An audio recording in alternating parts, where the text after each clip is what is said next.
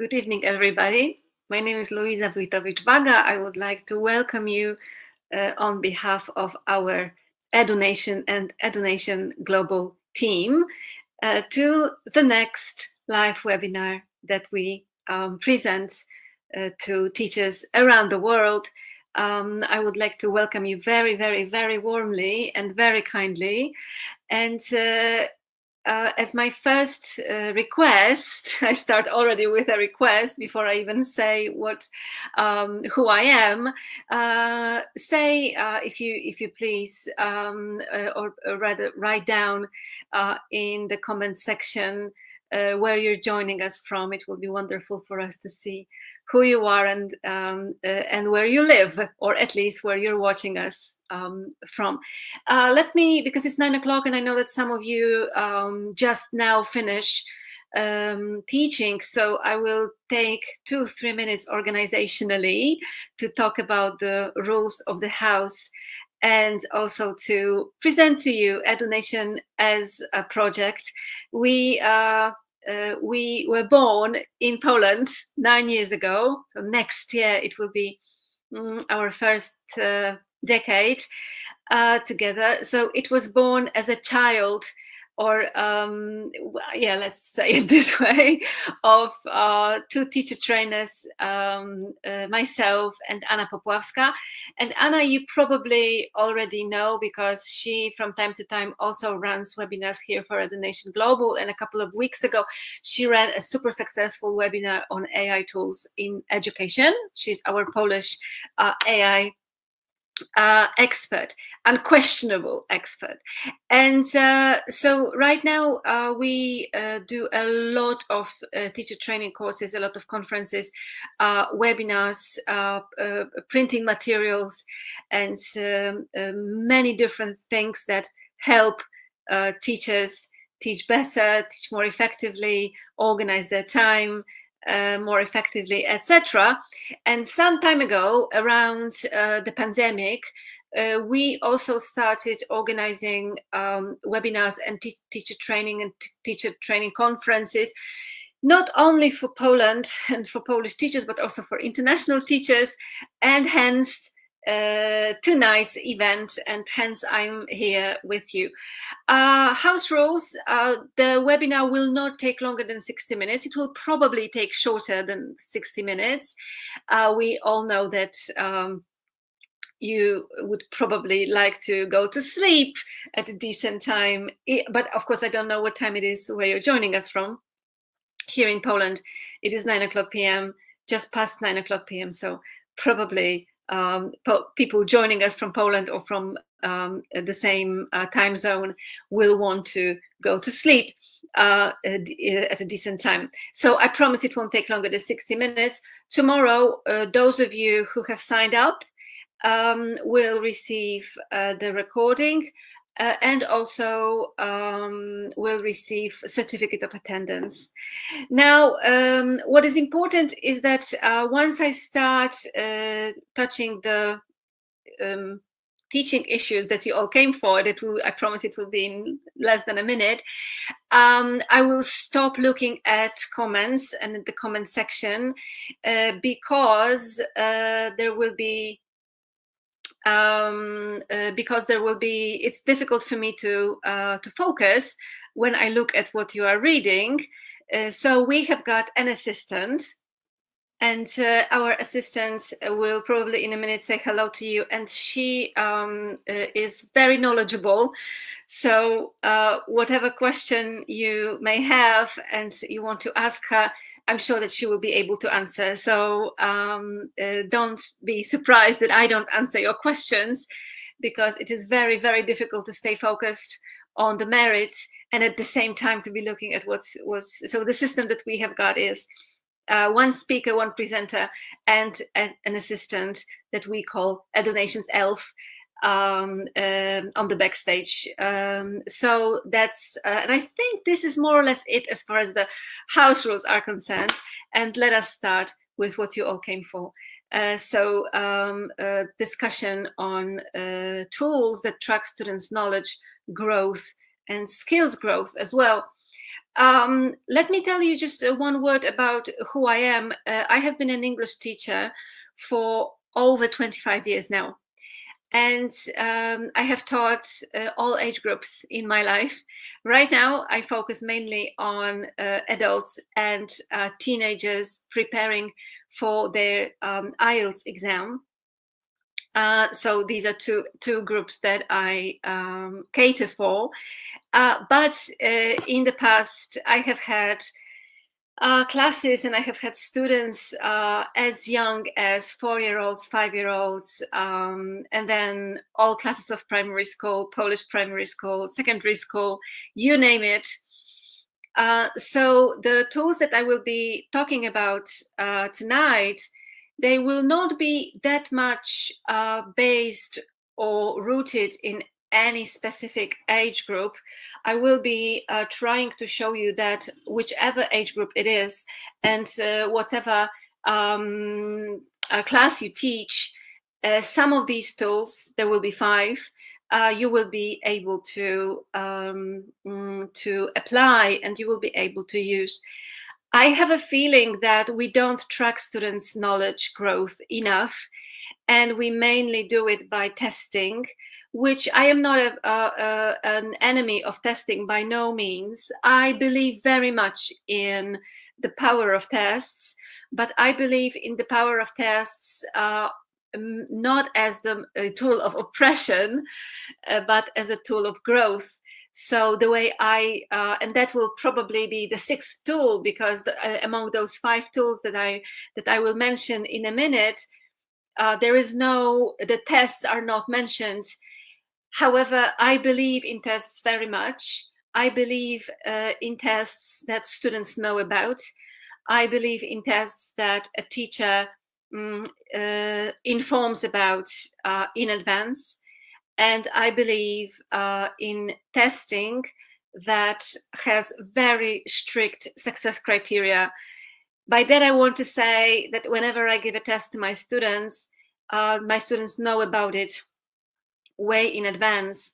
And whenever I give a test, I always tell my students what the success criteria are. So when I tell them that it will be a vocabulary test, I give them full lists. I give them full information on where the words tested, the lexical items tested, where I will take them from.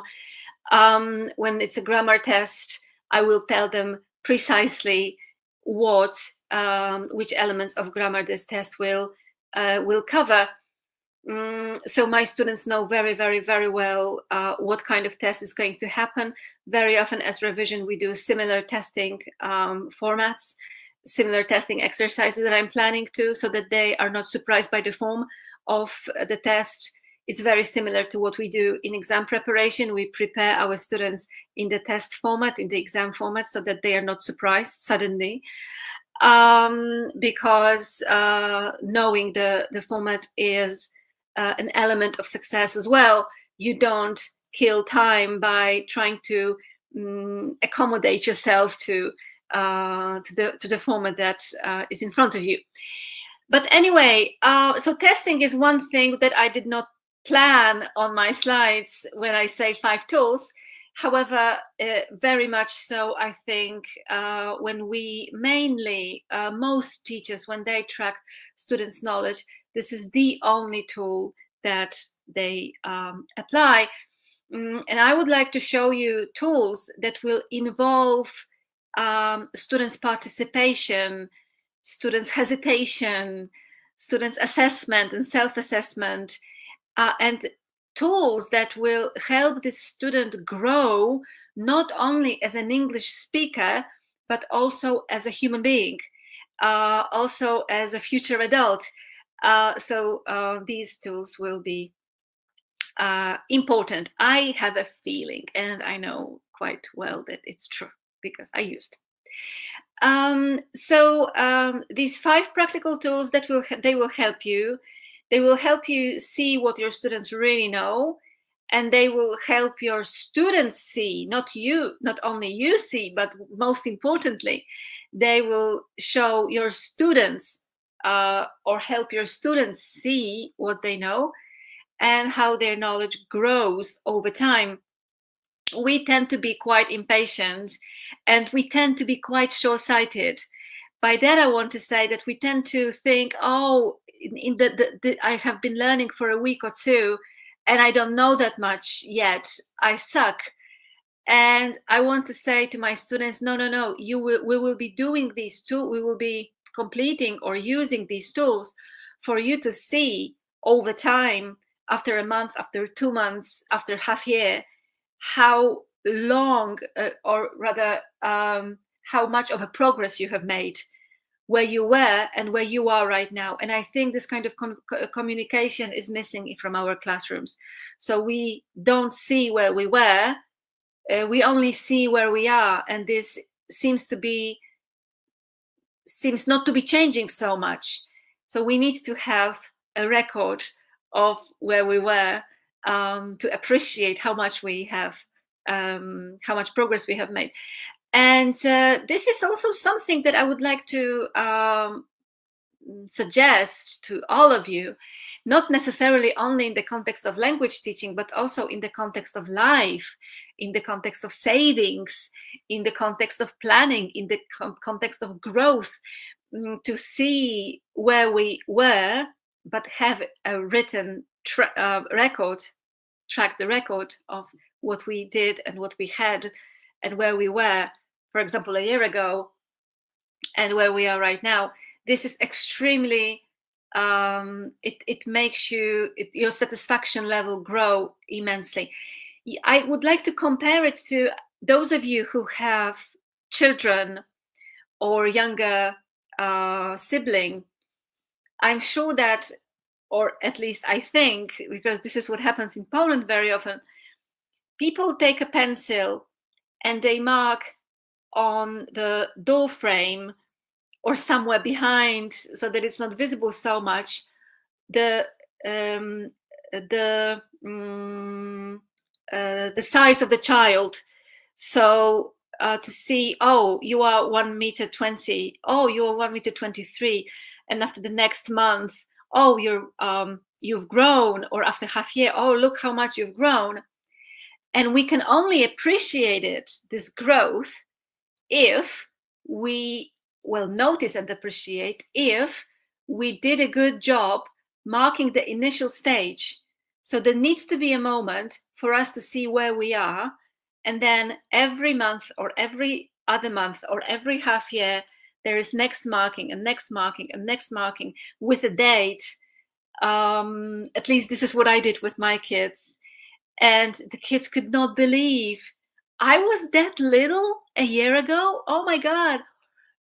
So it reminds me very much, metaphorically to a certain extent, of a student who sees, but he or she needs to have a written record of where they were a year ago and where they are right now. And then we can appreciate it. And then it has this motivational impact on our education. So now I would like to ask you a question, and you can answer it in the comment section, or you can answer it in your heads or in your notes if you take notes. What is your biggest challenge when it comes to tracking students' progress? Think about it for a minute. And while you are thinking, because I have asked this question preparing to this webinar, I've asked this question to a few teachers, see if their answers will constitute one of your answers, or maybe your answers are completely different, and then you can write down your answer in the comment, and I will appreciate very much, and our assistant who reads the comments will also appreciate it very much. So the answers that I received from teachers were, one challenge is that I forget to do it regularly. So this is what I started this webinar with. We tend not to do it. So we don't really track the record that much. And the honest answer of one of the teachers was that he or she clearly forgets to do it regularly. And I'm not sure about the word forget, or is it just, I've got so many other things to do that there is simply no time. Somebody wrote to me that it's hard to make it meaningful. not just ticking boxes, because, and I agree that the ticking boxes doesn't really have this motivational aspect. I don't know how to show progress clearly to my students, and that's a very honest answer, and something that we will touch upon in a minute. I don't know how to track speaking skills. And I have a feeling that as much as we don't really have that much problem with receptive skills like listening and reading, then it's not that easy for us to show the progress in production, in writing and in speaking. That's much harder. And it takes too much time after class. I don't have so much time to track progress after class. And these are the challenges that the teachers that I asked preparing for this session answered.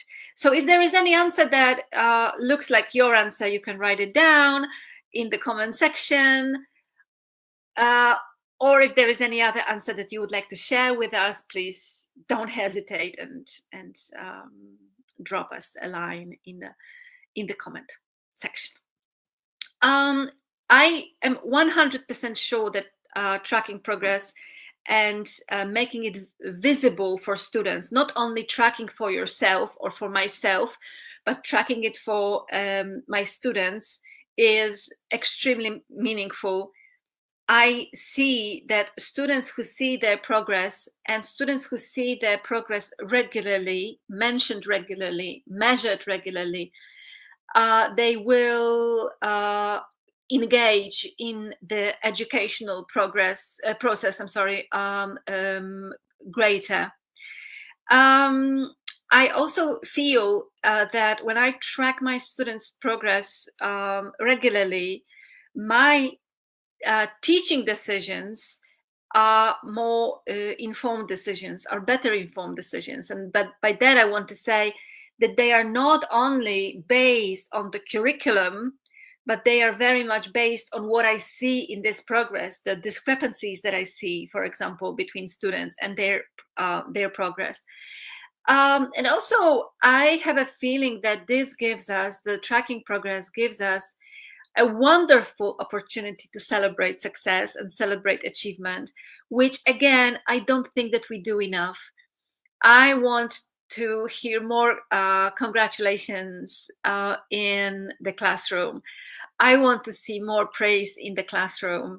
I don't know about your classrooms because I haven't seen any of them, I think. Or if there is anybody whose lesson I have observed, please share, but I have a feeling it might be tricky. The classes that I see, I don't see a lot of celebration of achievements. And it doesn't mean that I don't see achievements. I see achievements. I don't see celebration. So, or not enough in to my liking. So why is it worth tracking progress regularly? For many different reasons, but these reasons speak to me very, very much.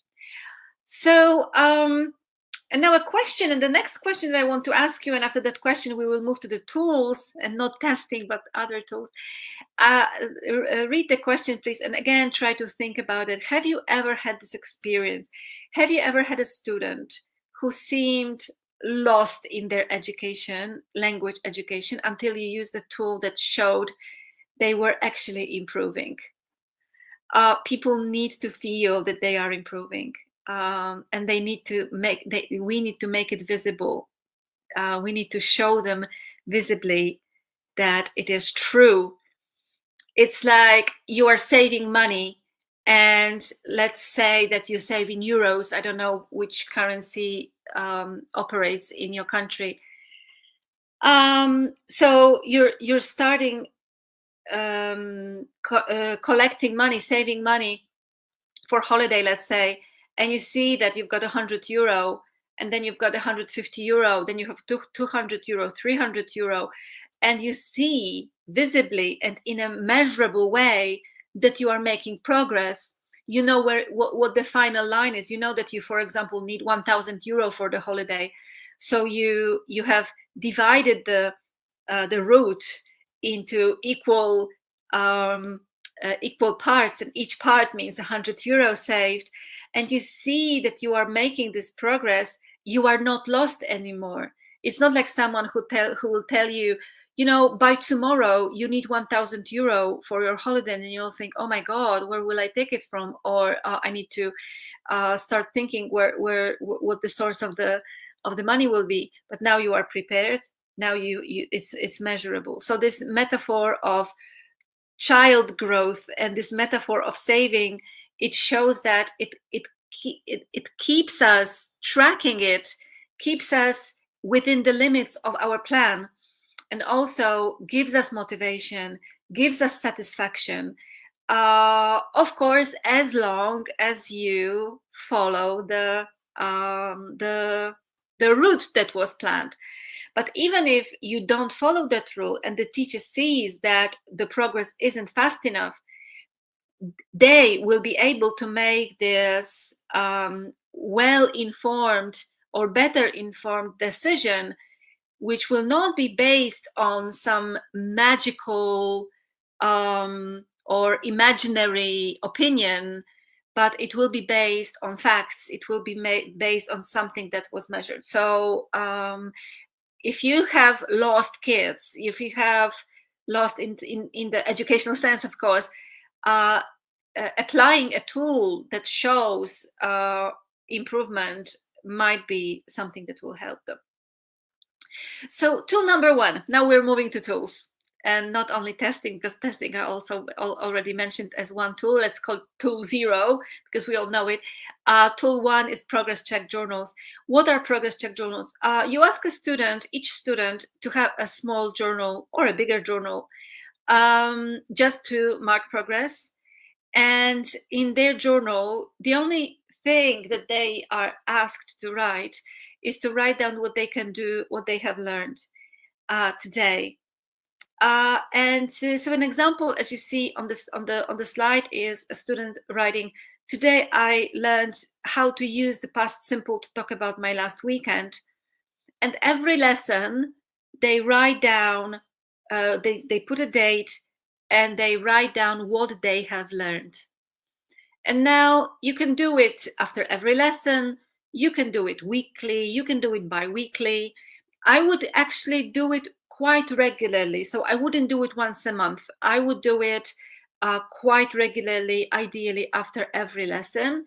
And then I would do a review of that progress marked down in the progress journal. Then I would ask my students to have a look and say, let's see how much we've learned this month. September is over. Let's see how much we've learned, or almost over, how much we've learned in September. October is almost over. Let's see how much we've learned in October, or maybe we've learned during the last 2 months. And basing on this, we may ask students to prepare questions to one another. Basing on this, we can ask students to prepare a short progress check test for one another, basing on their progress check journal. So it's not only a place in which we write down our progress, but also it may be something that will help us create exercises, activities by one student for another student. Now, what this tool means is that you need to be quite consistent, and you need to push your students to write down these elements in what they have learned in their progress check journals. So there needs to be a moment during the lesson in which you say, okay, we're almost over, so let's take our progress check journals and let's write down what we have learned today.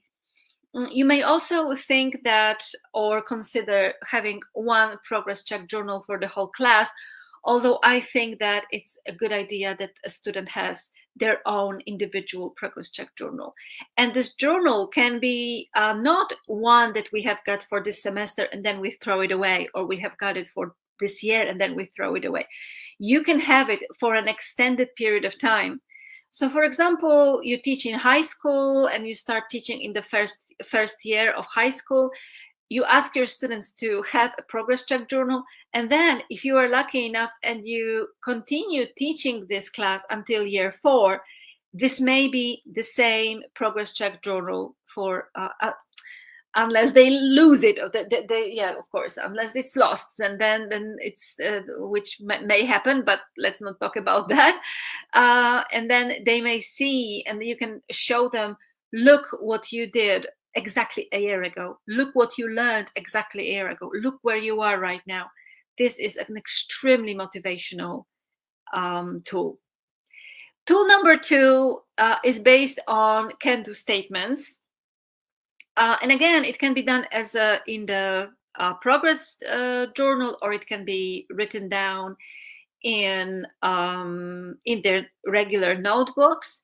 So we create can-do statements in the style of CFR skill checklist, but not necessarily based on that. It may be based on other things. And students, you may create this sort of CFR checklist for the coming chapter in your notebook, and each student receives a sheet with the can-do statements, and after each lesson we ask them to tick off or mark what they can already do themselves.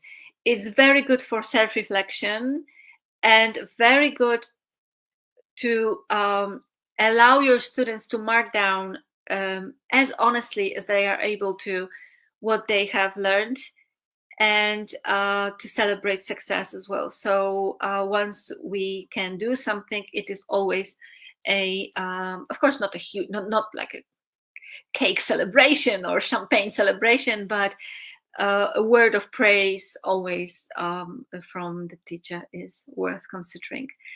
So an example would be, you have a sheet that you created with the things your students will be able to do after the whole chapter has been completed, and a student marks, for example, after lesson 1, I can describe a photo in 5-6 sentences. It may be based on the course book curriculum, but it can also be based on some extra things that you are planning with this class, because probably it will need a little bit of pre-planning on your part.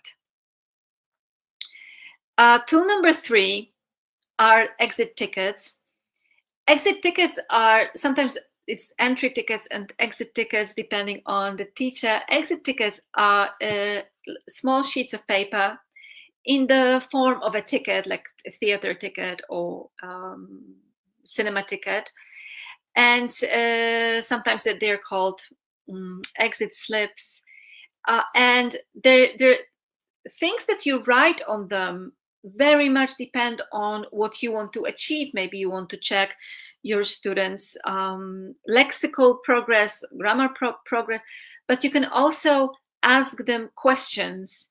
So a student gets an exit slip, for example, with a question: what was the most useful thing you learned today? Or what was the most difficult thing you learned today? What are you proud of as in the context of your learning in this lesson? What have you learned? What question do you still have? And students write down their answers, and you collect those answers, which is information for you, what your students feel like and think about the lesson that has just finished. And this will give you a better chance to plan the next lesson in a better informed way. So the decisions that you will be making for the next lesson will be better informed. For the students, it will give them a moment of self-reflection. Sometimes it will be a very short, mostly it will be a very short moment, but it will give them these 30 seconds, 45 seconds to think about what I have learned. what really happened in this lesson that that is just finished. Tool number 4 are knowledge maps or knowledge mind maps. Also, well, it's the same notion, just two names: knowledge maps or knowledge mind maps. Imagine that there is a topic that you want to cover with your students. It can be lexical topic, thematic topic, grammatical topic. Let's imagine that this topic will be the difference between past simple and present perfect, and this is the heart or the core of our mind map: present perfect versus past simple. And you take a large sheet of paper, or it can be done on the board. I prefer large sheets of paper because they stay for longer. Their life is longer, and educationally it makes sense. And you ask your students to write down on these on this sheet of paper everything that they know right now before this topic is open, before anything has started yet. What they already know about the present perfect and past simple. And they can write down forms, they can write down the usage, they can write down how we build questions, they can write down how we build the negative, they can write down some rules. But we don't push them very much. I mean, we don't push the students very much to prove that they know more than they really know. So we really just check the initial kind of like pre-lesson knowledge or pre-topic knowledge that your students have. And very often students already know something about it. This elicitation is very important. And then the lesson runs. You cover your lesson or lessons plan. Sometimes it will be 1, sometimes it will be 2, sometimes it will take you a little bit longer. And then once you finish, you return with your students to their map, and you tell them, okay, and now complete this map, fill out all the things that you learned about present perfect past simple throughout those lessons. So now let's make this map complete. Let's see what you knew. Let's see what you know. And this is, I love this, showing students on the knowledge map how much they've learned, how many new things they have learned, how many new things they have read about, what they know that they did not know before this topic started. So it's wonderful for revision. It's great for conversation activities later on. And it is a super nice, super cool visual way of showing to your students the how much they've learned and how much they did not know, but they know now. So this tracking progress is very visual.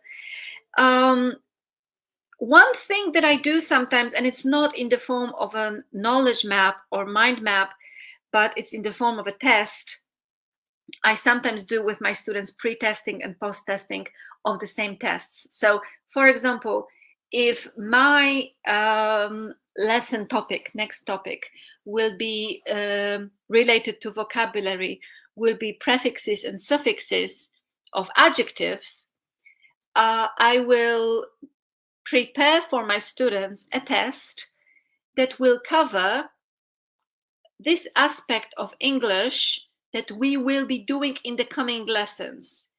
And I give this test to them before we start. And I ask them to complete this test. We check it, or we don't check it sometimes. And then after all the lessons related to prefixes and suffixes of adjectives are done, I give them the same test again. And now they see what they knew before these lessons and what they know right now. And so again, making progress visible for your students is a very nice and very motivational idea.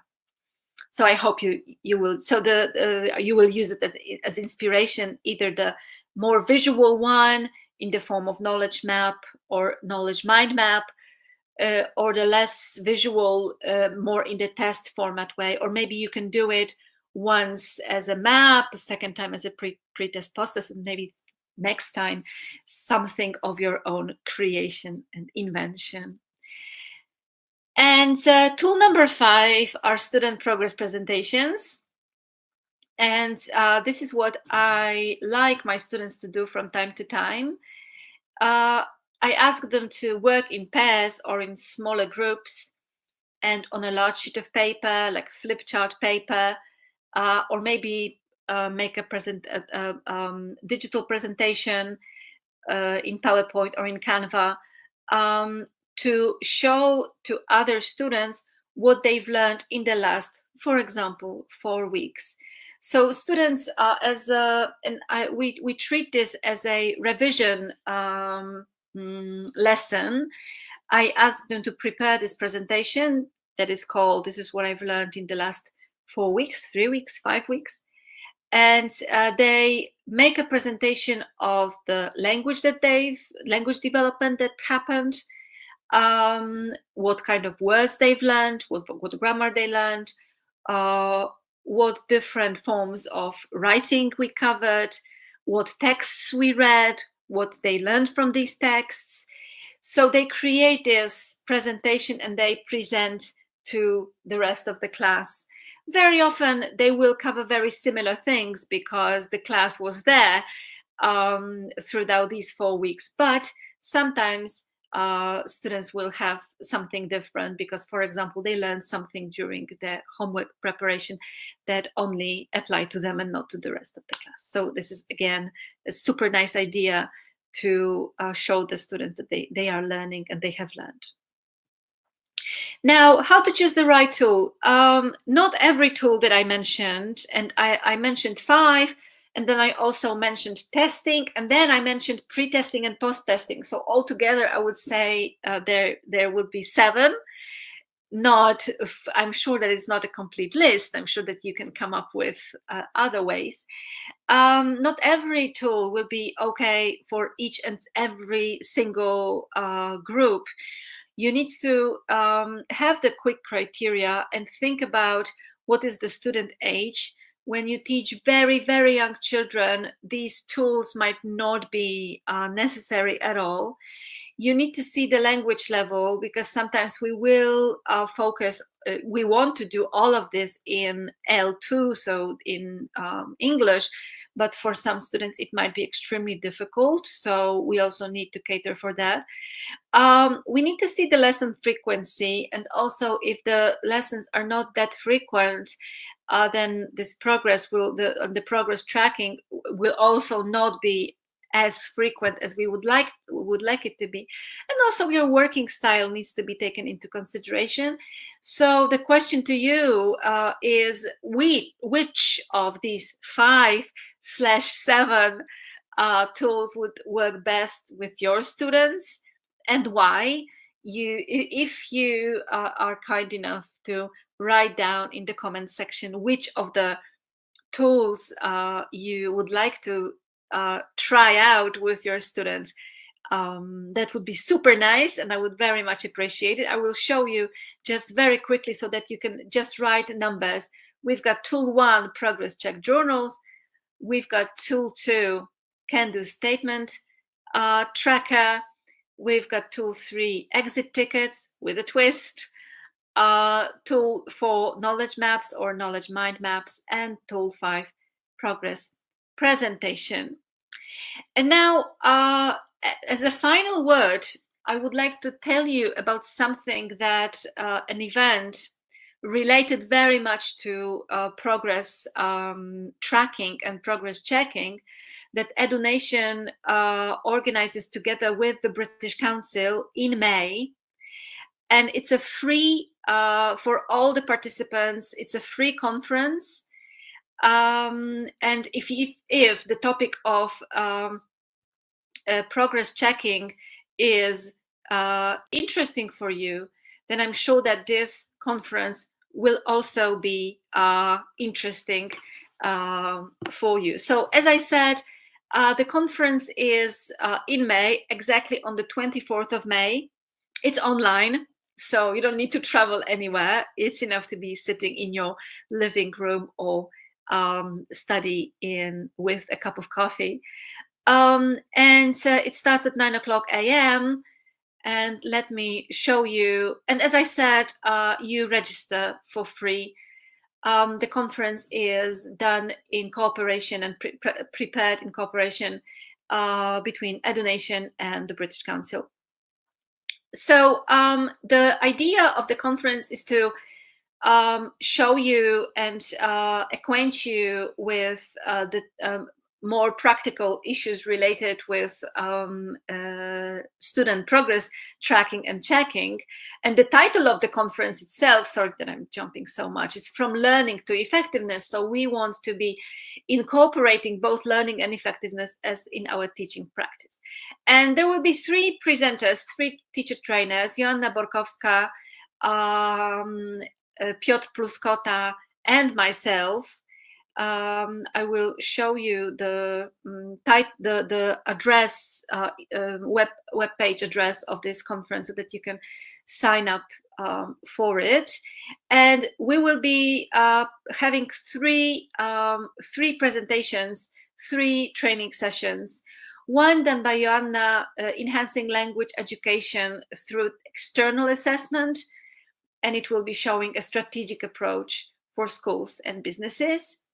There will be Piotr with preparation and classroom ideas for Aptis ESOL. And at 10:30, there will be me with a session, How to Measure Your Teaching Effectiveness. And it will be a different session, not the session that I'm running right now. So there will be different tools. There will be different, I will be showing different approach to student progress and engagement, retention, tools and strategies. So very, very, very practical presentation. So now what I would like to ask you, and I would very much like to invite you to this conference. It will be recorded. So once you sign up, of course, ideally, we would love to see you live in that online conference.